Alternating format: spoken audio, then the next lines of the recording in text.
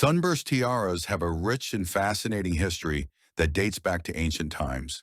These exquisite pieces of jewelry have been worn by royalty and aristocracy throughout the centuries, symbolizing power, elegance, and beauty. The sunburst design, with its radiant rays of diamonds or gemstones, is a spectacular motif that seems to fade away. While some pieces have been forgotten, there are several tiaras that still are worn by royals, especially in Eastern countries. And we were pleased to get into more details and let more jewelry enthusiasts grasp a bit of old glamour. But before we continue, welcome to subscribe to our channel and like this video so we can grow our community and continue to create new videos for you. The origins of the sunburst tiara can be traced back to ancient civilizations, such as the Greeks and Romans, who adorned themselves with elaborate headdresses and crowns to symbolize their status and wealth. These early designs often featured sun motifs, representing the power and energy of the sun god. As civilizations evolved, so too did the designs of these regal accessories, with the sunburst motif becoming a popular choice among European royalty during the Renaissance and Baroque periods. The first tiara we want to start with hails from the Bavarian royal days, shining through centuries and passing down from queen to queen. Bavarian Sunburst Tiara.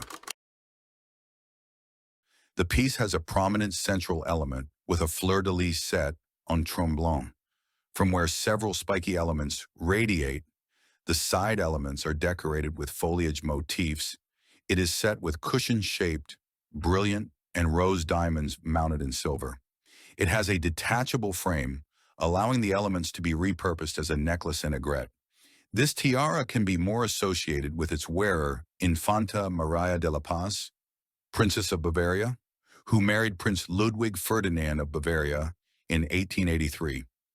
According to several press reports, Infanta Paz debuted her tiara on the eve of her marriage ceremony at a concert at the Royal Palace of Madrid, hosted by King Alfonso XII in honor of his Bavarian guests.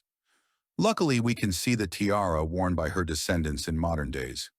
Closer to modern times, the sunburst tiara is mostly associated with Princess Ursula of Bavaria, the wife of Prince Leopold, a great-grandson of Infanta Paz, who has worn the piece often at various royal events.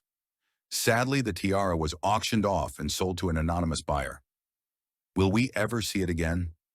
For now, there is no news about the headpiece, but who knows? Maybe it will be auctioned off once again.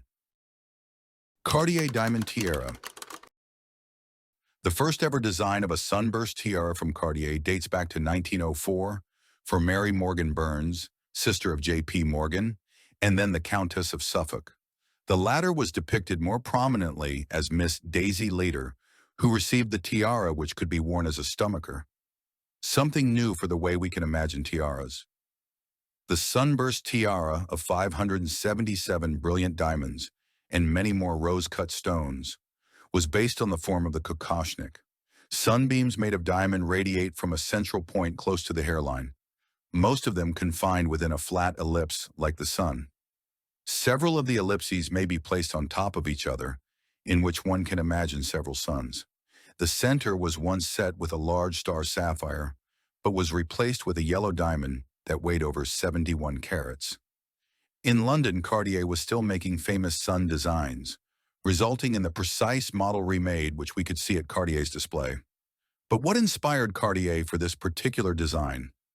The radial glittering head ornament is probably taken from the traditional Baroque theater plays, where goddesses were wearing sun-like crowns.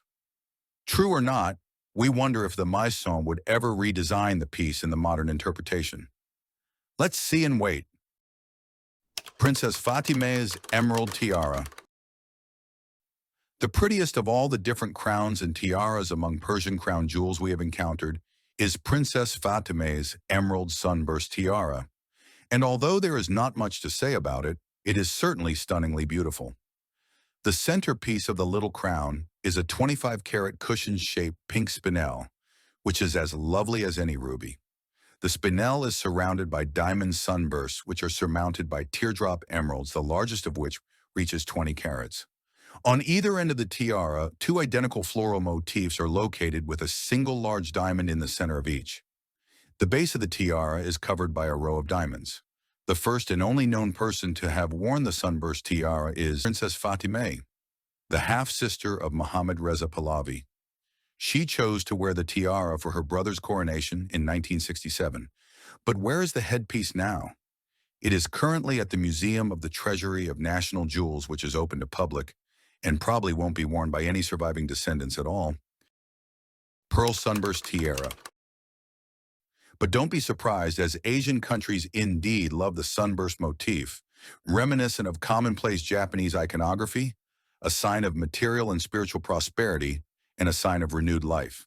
When Crown Prince Akihito of Japan married Michiko Shota in 1959, she received the diamond scroll tiara in parure, as well as this pearl and diamond sunburst tiara, along with a mirrored necklace and a coordinating pearl and diamond scroll brooch.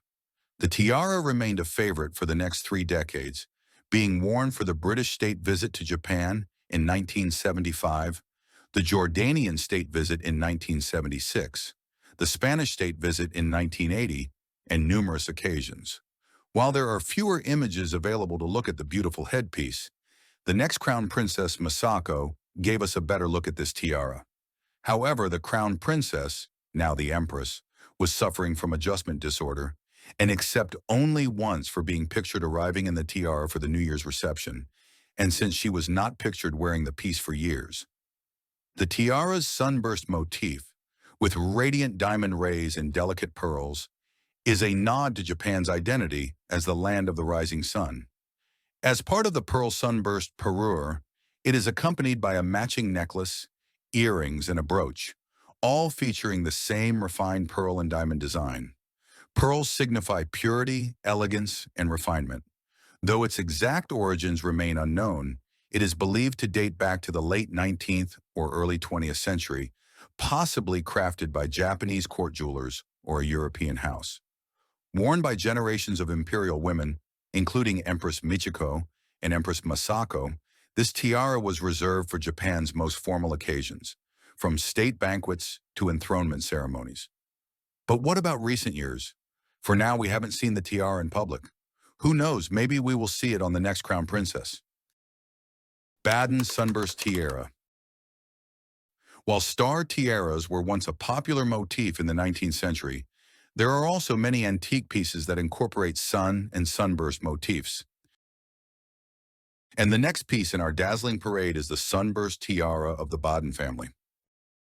The family was the head of the German Grand Duchy until 1918, when their titles were formally abolished following World War I. Although the Badens lost their titles, they kept their jewels, including this one. Made in the 19th century, the Baden Sunburst Tiara was seen on Princess Theodora of Greece, Margravine of Baden, at the wedding gala of Crown Prince Frederick of Denmark and Princess Ingrid of Sweden in 1935. The piece consists of 7 diamond brooches of varying sizes set on the tiara frame, and as expected, the piece can be dismantled to be worn again as brooches. As with many old tiaras, its provenance is unclear. No one seems to know exactly when or by whom the piece was designed. Thankfully, the piece was not totally forgotten and was donned by several females married into the Baden family, including Princess Stephanie. While many antique royal tiaras have long been forgotten, the provenance of some more recent pieces still exists, yet we rarely hear about them, just like in the case of Queen Noor of Jordan's diamond sunburst tiara. In many archival photos, we could spot her wearing a standout piece when she became the king's 4th wife. She wears a diamond sunburst design tiara that was a wedding gift from her husband, King Hussein of Jordan. Tiara with abstract rays of diamond sunbursts, a fitting tribute to the newly renamed Queen Noor al-Hussein, Light of Hussein. While the rays originally graduated towards the center, it was soon altered with multiple graduated points added. Although Queen Noor did not wear the tiara on her wedding day in 1978, she wore it to state banquets and ceremonial events throughout her husband's reign. In the 1980s, Queen Noor wore the diamond tiara for a plethora of official portraits, as well as 2 banquets during the state visit of Queen Elizabeth II and the Duke of Edinburgh to Jordan in 1984, and also on a state visit to family friends King Juan Carlos and Queen Sofia of Spain the following year. King Hussein died in 1999, and she has not been pictured wearing it publicly since his death. Regretfully, the beautiful tiara has since vanished from sight and probably rests somewhere hidden in the family's treasury. Jackie Kennedy Sunburst Brooch. But not only royals love making a glamorous entry at state banquets, Jackie Kennedy also loved jewels so much that she had an interesting piece she could wear as a sunburst tiara. Well, almost a tiara. During their official visit to London in 1961, President John F. Kennedy and the First Lady attended a dinner at Buckingham Palace, hosted by the Queen and Duke of Edinburgh. The First Lady also went shopping with her sister, Princess Lee Radziwill. She was too amazed to resist falling in love with the vintage diamond sunburst brooch, which cost over $500,000 at Wartsky. The First Lady sold the diamond brooches she received as a wedding gift from her in-laws to raise money. The diamond sunburst brooch had captured her heart to the extent she was eager to sell her jewels.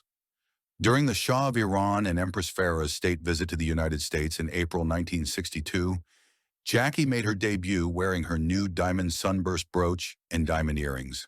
She also wore it in her hair as a tiara at the White House state banquet. The following month, during a state dinner in Mexico City, the diamond sunburst brooch was likewise worn as the focal point of an Oleg Cassini-designed silk blue strapless gown. We indeed love both versions of wearing style, like a brooch and like the hair aigrette tiara. And what is your favorite look? Despite being long forgotten, these royal sunburst tiaras hold a special place in the history of royal jewelry. Their intricate designs and exquisite craftsmanship showcase the opulence and elegance of royal fashion and serve as a reminder of the grandeur of past royal dynasties. While some of these tiaras may never again see the light of day, their beauty and history continue to capture the imagination of jewelry enthusiasts and historians alike. Finally, you have reached the end of the video, grasping new information about one type of tiara popular in the 19th century. We wonder which tiara looks more beautiful. Do you love a sun motif in jewelry design? If you like this video, write down your impressions and any comments you want to share with us. Don't forget to subscribe and have a nice day.